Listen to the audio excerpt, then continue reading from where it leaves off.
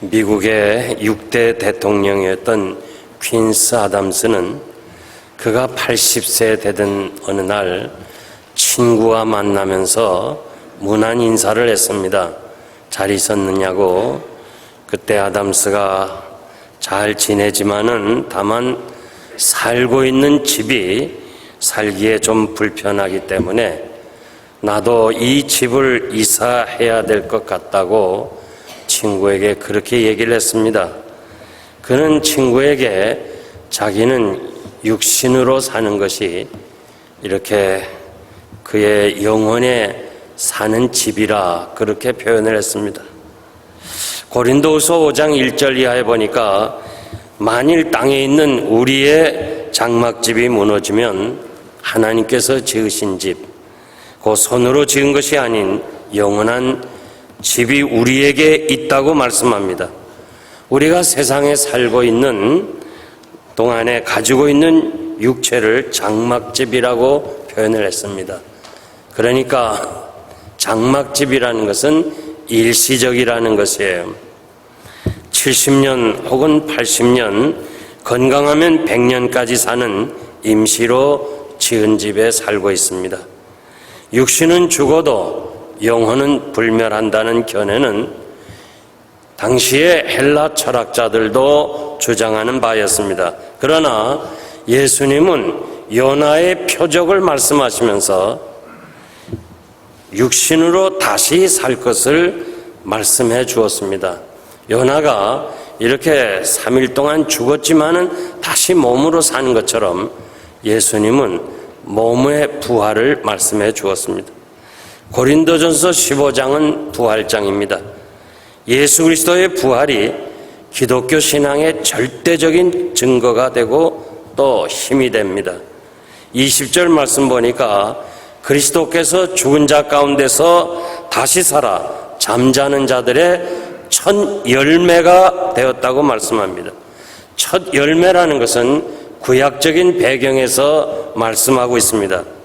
구약의 첫 열매는 하나님께 드리라고 말씀합니다.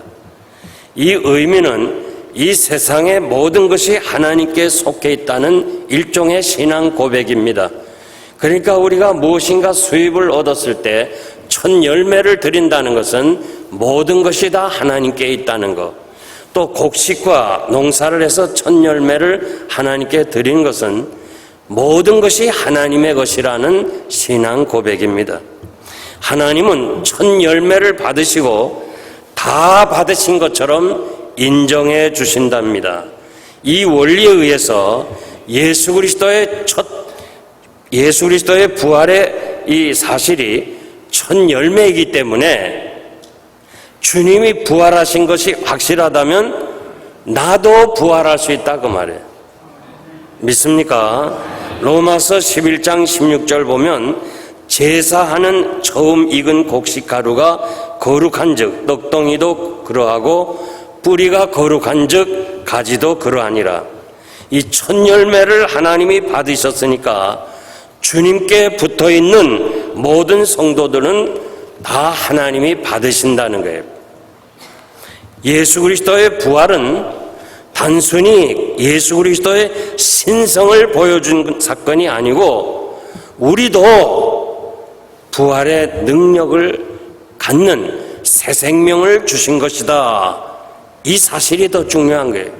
예수 그리스도의 부활 사건이 우리 하나님이 그 신성을 가지신 주님을 살리셨다는 그 위대한 사건, 그것만 우리가 생각해서는 안 되고 그 사건 속에 나의 부활도 있다는 것을 여러분들이 확신해야 될 줄 믿습니다. 예수 그리스도의 부활을 진정으로 여러분들이 믿으십니까? 이 아멘, 이 고백 속에 예수 그리스도의 부활을 믿을 뿐만 아니라 나의 부활까지 믿습니다 하는 신앙 고백을 하나님께 하는 거예요. 그래서 자신의 부활을 믿는 사람은 죽음의 공포와 절망에서 자유를 누리게 됩니다. 죽음이 끝이 아니고 시작이기 때문에 그렇습니다. 많은 사람들이 왜 두려워하느냐, 왜 이렇게 절망 속에 있느냐, 죽음이 끝나는 것으로 알기 때문에 그렇습니다. 그러나 여러분은 죽음이 시작이라는 것을 확실히 믿어야 돼요. 왜 초대교회가 그렇게 많은 사람이 순교를 했습니까? 도대체 어떻게 한 번밖에 없는 생명을 스스로 포기했습니까? 그 사람이라는 것은 정이 있는데 남편이 순교하고 아들이 순교했을 때 어떻게 눈물 한 방울 흘리지 않고 그 사실을 그대로 받았습니까? 그것은 부활이 있기 때문이라고 성경은 우리에게 말씀하고 있습니다. 사자의 밥으로 되는 그 형장으로 가면서 저들이 두려워하지 않고 찬송하면서 갔다는 것, 이것을 어떻게 우리가 표현하며 어떻게 설명할 수 있습니까? 그들만이 가진 부활신앙이 있었기 때문에 그렇습니다. 그 힘의 출처가 바로 부활신앙입니다. 사망아, 너의 쏘는 것이 어디 있느냐?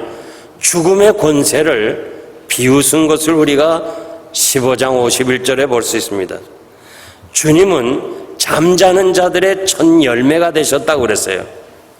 주님도 나사로가 죽었다는 소식을 듣고 이 죽은 나사로의 집을 가면서 뭐라고 그랬는가 하니, 우리 친구 나사로가 잠들었으니 우리가 가서 깨우러 가자.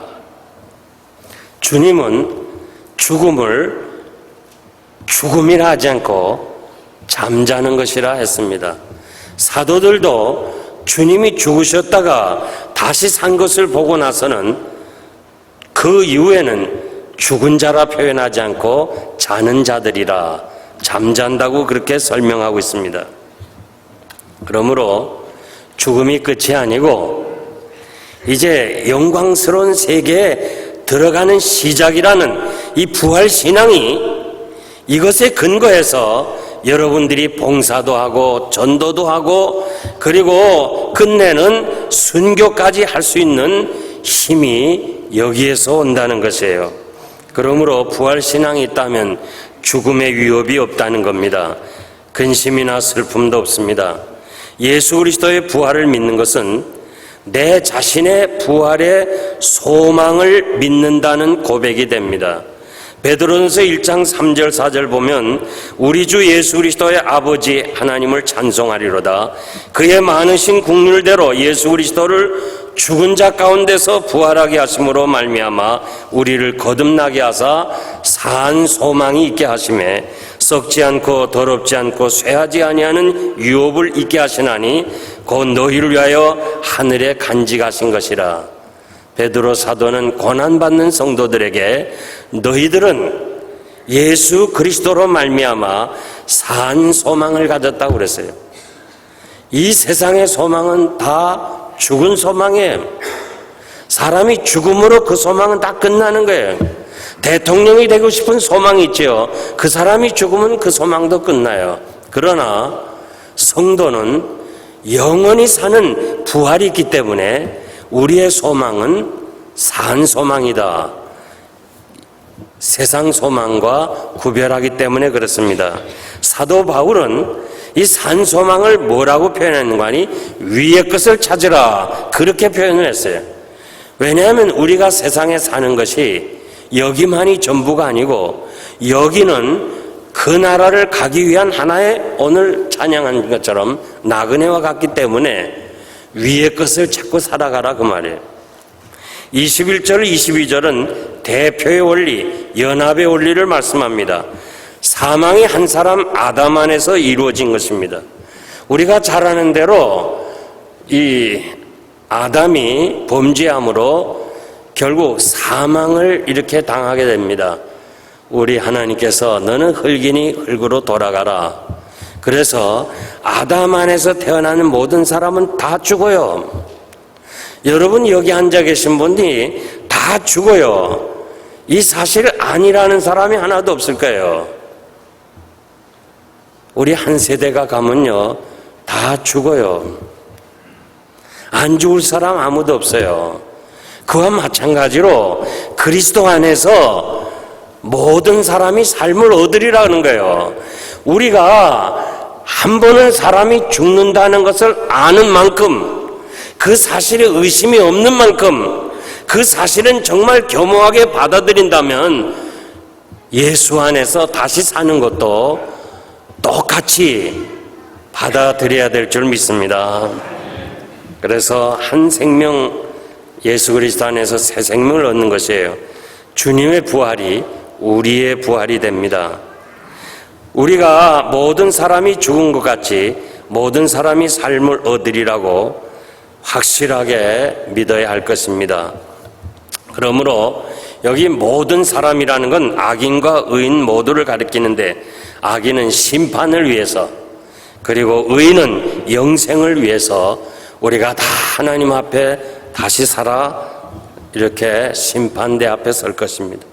23절 보니까 부활의 순서를 말하는데, 첫째는 예수 그리스도의 부활이고, 두 번째는 그리스도 안에서 잠자는 자들, 그러니까 죽은 성도들, 몸은 땅 어디인가 있고 영혼은 이미 하나님 나라에 갔어요.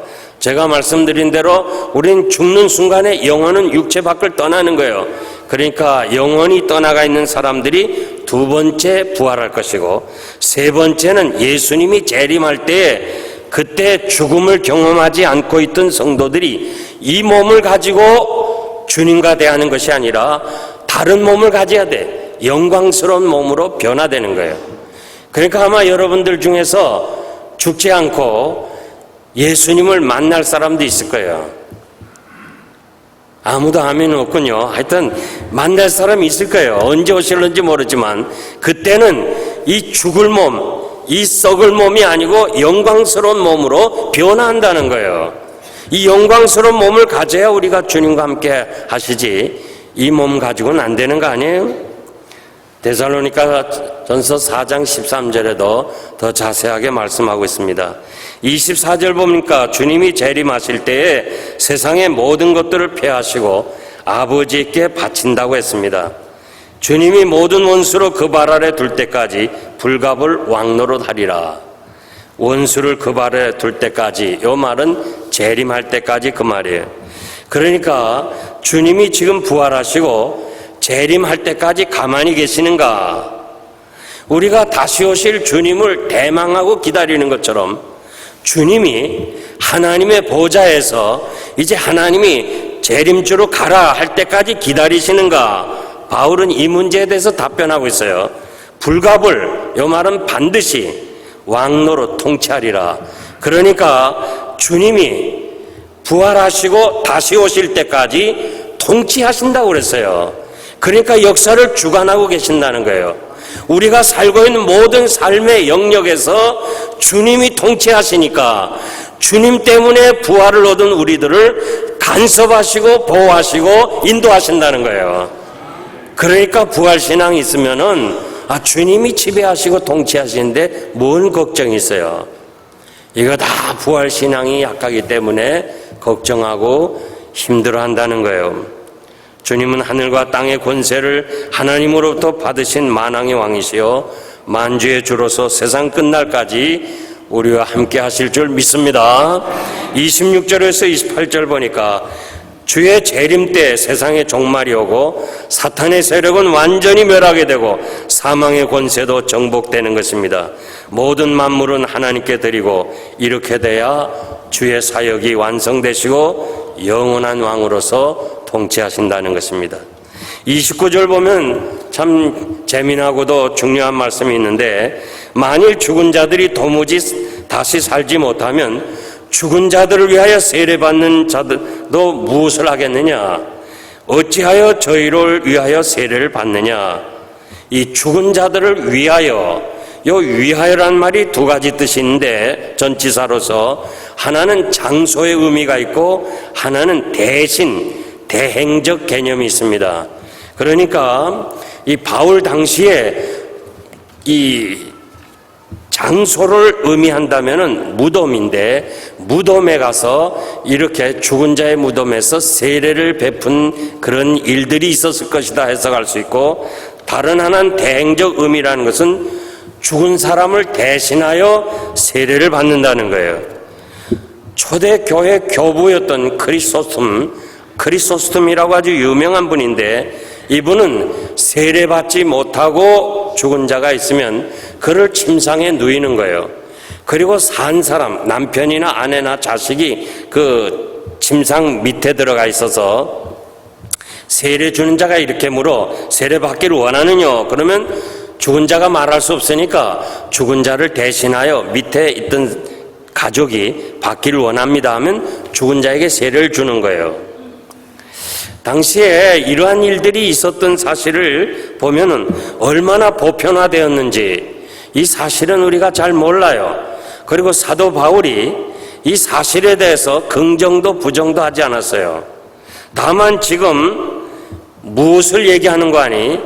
저들이 세례를 받아야 참 축복을 받고 부활에 참여한다고 생각해서 죽은 자까지 세례를 주면서도 진정으로 부활을 믿지 못하는 어리석은 저들의 신앙을 질책하는 거예요. 너희가 세례를 받아야 부활에 참여하고 주의 축복을 받는다 해서 죽은 자까지 세례를 주면서 어떻게 부활 신앙은 없느냐, 그 말이에요. 이해가 됩니까? 오늘도 우리가 세례를 받았어요. 세례를 다 받았습니다. 왜 세례 받느냐? 주님과 연합해야 되기 때문에. 그리고 세례를 받아야 우리가 천국에 들어가는 거예요. 그의 죽으심과 연합하게 되고 그의 부활과 연합하기 때문에 세례를 받는 거예요. 그러나 세례를 받으면서도 왜 받았느냐? 우리가 부활에 동참하기 위해서 받는 거예요. 그러면서도 부활을 믿지 못하는 자가 있다고 말이에요. 그러니까 세례 받은 사람은 무조건 부활에 대해서 믿어야 되고 확신을 가져야 돼요. 사도 바울은 부활을 믿는 성도의 삶의 자세에 대해서 30절에서 34절을 말씀하는데, 어찌하여 우리가 때마다 위험을 무릅쓰려? 우리라는 말은 바울과 동력자를 말하고 그 오고 오는 모든 세상에서 주의 뒤를 따라가는 주님을 섬기는 사들을 말하는데, 우리가 왜 이렇게 위험을 무릅쓰냐, 왜 이렇게 고난을 당하느냐 그거예요. 우리가 고린도후서 11장에 보면 사도 바울이 얼마나 고난을 많이 당해요. 왜 자신들이 이렇게 고난을 당해야 되나? 왜 예수 믿는 주의 종들이 고난을 당해야 되느냐? 한마디로 부활을 믿기 때문이라 그 말이에요. 저들이 죽음이 두렵지 않는가? 죽음이 두렵지요.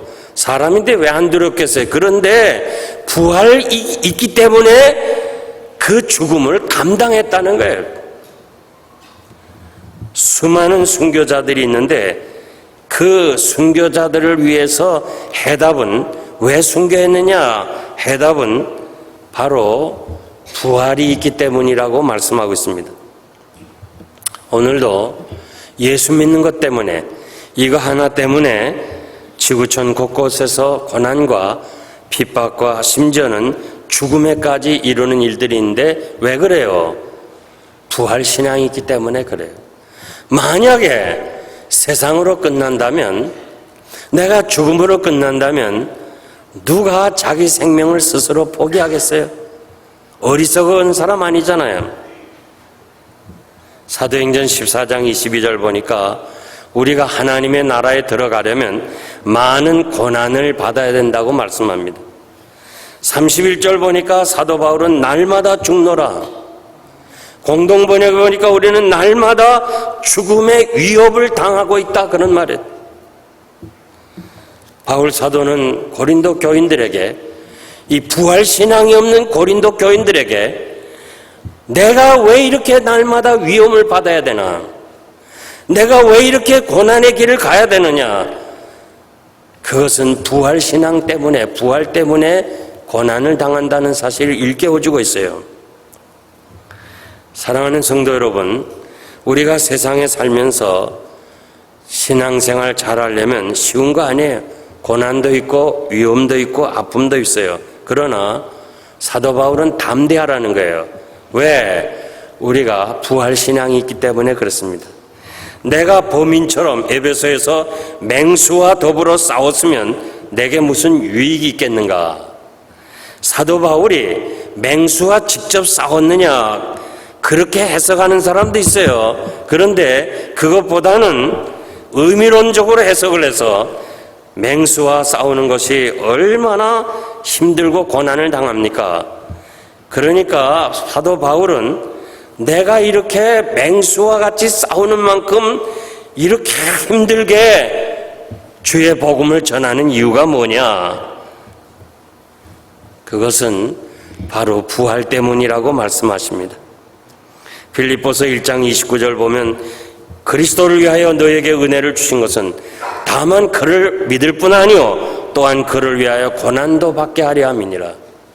우리가 예수 믿는다는 이 자체가 예수만 믿을 뿐만 아니라 주님을 위해서 고난도 같이 받게 함이라.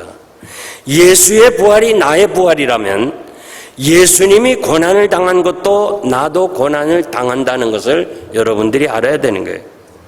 우리가 주님을 구주로 믿고 따른다면 고난의 길이 있다는 거예요.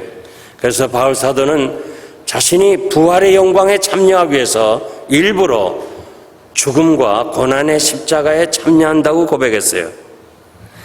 그러면서 더 쉽게 성도들을 설명하는데 부활이 없다면 내일 죽을 테니까 먹고 마시자 하리라. 내세가 없다면 이 생애가 짧은 거 아니에요? 정말 짧은 거 아니에요? 이 짧은 시간에 우리가 아쉬우니까 먹고 마시고 즐기자 이거예요. 그러면서 여러분 예수 믿지 않는 사람들 봐요. 이 세상이 전부인 것처럼 살아가는 사람은요 정말 주어진 생애를 어떻게든지 먹고 마시고 즐기자는 거예요. 이 말씀 속에는 사도 바울이 내가 만일 부활신앙이 없다면 부활이 없다면 나도 먹고 마시고 즐기겠다는 거예요. 여러분도 먹고 마시고 즐기죠. 나도 먹고 마시고 즐기겠어요. 나도 참 노는 거 좋아해요. 아는 사람만 알지만은 노는 거 좋아해요.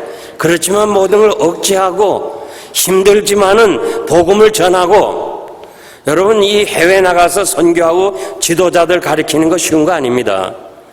하루에도 몇 시간씩 아침 10시에서 저녁 6시까지 멕시코에서 가르쳤어요. 그걸 이틀 동안. 쉬운 거 아니에요. 더위에. 그렇지만 왜 하느냐? 뭐 내가 생기는 게 있어요? 아니잖아요. 주면서 하는 거 아니에요. 왜 그래요? 부활이 있기 때문에. 부활이 있기 때문에 그 일을 감당하는 거예요. 그래서 33절 보니까 속지 말라. 악한 동무들은 선한 행실을 더럽힌다고 말씀했어요. 여기 속지 말라는 말은 미혹을 받지 말라. 아무리 좋은 친구라도요 부활신앙을 믿지 않으면 악한 동무라 그랬어요. 그러니까 예수 믿지 않는 사람하고는 사귀려 하지 말라 이거예요. 정말 여러분들이요 예수 믿지 않는 사람과 한 달, 두 달, 6개월만 한번 사귀어봐요. 여러분이 가진 신앙도 다 잃어버려요. 악한 친구 누구냐? 부활을 믿지 못하는 사람이에요. 친구 따라 어디 간다고 그랬어요? 강남 간다. 친구 따라 강남 가지 말고 친구 따라 천국 가기를 바랍니다. 양옆에 사람들에게 얘기하세요. 강남 가지 말고 천국 가자. 세상에 악한 친구 따라가면 강남은 가지만은 천국은 못 가요. 그러나 예수 잘 믿는 사람, 나보다 신앙 좋은 사람, 부활신앙 가진 사람 같이 다니면 같이 천국 갈 수 있다 그 말이에요. 깨어 의를 행하고 죄를 짓지 말라. 하나님을 알지 못하는 자가 있기에 내가 너희를 부끄럽게 하기 위해 말하노라. 지금 이건 누구를 가리키는 거 아니? 고린도 교인들에게 깨어있으라는 거예요. 여기서 술 취하지 말라 그런 말이에요. 깨어있으라. 그러면서 이 교회 안에요 죄를 짓게 하는 악한 동무들이 있다 그 말이에요. 불신앙인 사람이 있다는 거예요. 하나님을 알지 못하는 자가 있다는 거예요. 지금 여러분 영생교회 안에요 다 부활신앙 가진 거 아니잖아요. 부활신앙이 없는 사람은 악한 동무라는 거예요. 하나님을 알지 못하는 자가 있다는 거예요. 왜 하나님을 알지 못하겠어요? 다 알지. 그런데 도마에게 나타나서 주님 말씀하셨지요. 도마야, 내 손을 이리 내밀어 내 손가락을 만져보고 옆구리를 넣어보고 믿음 없는 자가 되지 말고, 중요한 거예요. 이건 매일처럼 반복해야 돼요. 믿음 없는 자가 되지 말고 믿는 자가 되라. 그 믿음 없는 자가 되지 말고, 그 말은 불신자라는 거예요. 제자라 할지라도 주의 부활을 믿지 못하면 넌 불신자라는 게, 불신자가 되지 말고 믿는 자가 되라. 부활을 믿지 못하면 하나님을 알지 못하는 자라고 그랬어요. 저는 매일 새벽 기도마다 기도하는 제목이 있어요. 영생교회 나오는 사람 알곡 신자 돼서 천국 곳간에 들어가게 해달라.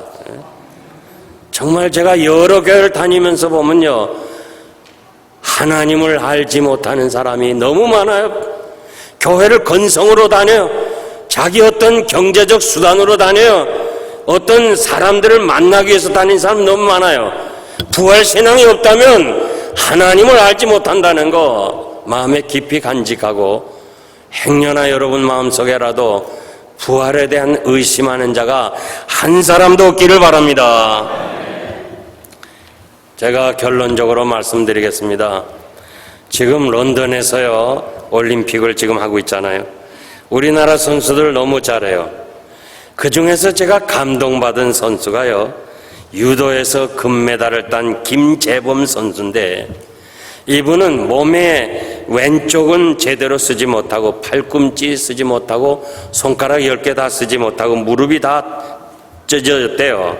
그 주치의사에 의하면은 어깨는 물렁뼈가 찢어졌고, 무릎은 연골판 찢어지고, 팔꿈치는 관절염 증세가 있고, 10손가락은 전부 힘줄이 다 늘어났답니다. 그래서 6등급 장애인이라는 거예요.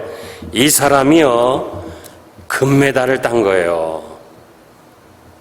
그런데 매일처럼 주사를 맞고 진통제를 맞고 이렇게 경기를 해서 그분이 순간순간 기도하잖아요. 그 시상대에서도 기도하고, 이겨서도 무릎 꿇고 기도하고. 4년 전에 이 베이징 올림픽에서 독일 선수와 싸워서 졌던 그 선수를 다시 만났어요. 그러면서 이 사람이 무슨 얘기를 하는 거니? 4년 전에는 죽기 살기로 해서 자기가 졌다는 거예요. 그러면서 이번에는 죽기로 해서 이겼다. 내가 거기서 손뼉을 쳤대도요, 야, 이거구나. 죽기로 해서 이겼다는 거예요. 난 막 그냥 감동이 오고 감격이 오는데, 여러분들은 지금 이 간접적으로 들어서 그러나 하여튼, 저는 바로 저 고백이구나. 죽기로 하니까 금메달을 따는구나. 죽기 살기로 하니까 졌는데, 아예 죽기로 하니까 결국 금메달을 땄구나. 우리 신앙의 경주장에서요, 우리가 선한 싸움을 하면서요, 죽기 살기로 하면 우리가 져요. 아예 죽기로, 난 죽으면 주님과 함께 부활에 동참한다. 나는 더 좋은 세상에 간다. 아예 죽기로 하면서 이 부활신앙 가지고 우리가 모든 일을 한다면 다 금메달감이라 난 믿어요. 죽겠다고 하는 사람을 누가 이겨요? 날 죽이라는 거야. 난 죽으면 하나님 앞에 간다. 난 더 좋은 세상 간다. 더 천국 간다. 이 죽기로 하고서 하면은, 이 부활신앙 가지고 하면은요, 모든 면에서 하나님이 축복하셔서 앞으로 하나님 나라에서도 면류관감이고 이 땅에서도 금메달감인 줄 믿습니다. 아주 중요한데, 정말 이건 중요한데, 양옆에 사람에게 죽기로 하면서 합시다. 죽기로 하면서 합시다. 좀 더 힘차게요. 죽기로 하면서 합시다. 아멘입니까? 이 부활신앙이 여러분의 피가 되고 힘이 되고 생명이 될 때에 모든 면에서 감당하리라 믿고, 우리가 예사초를 앞두고도 정말 이 부활신앙으로 복음 전하는 새생명운동 전도 폭발하는 사람들, 정말 우리가 죽기로 각오하고 전도한다면 놀라운 기적의 역사가 일어날 줄 믿습니다. 기도하겠습니다.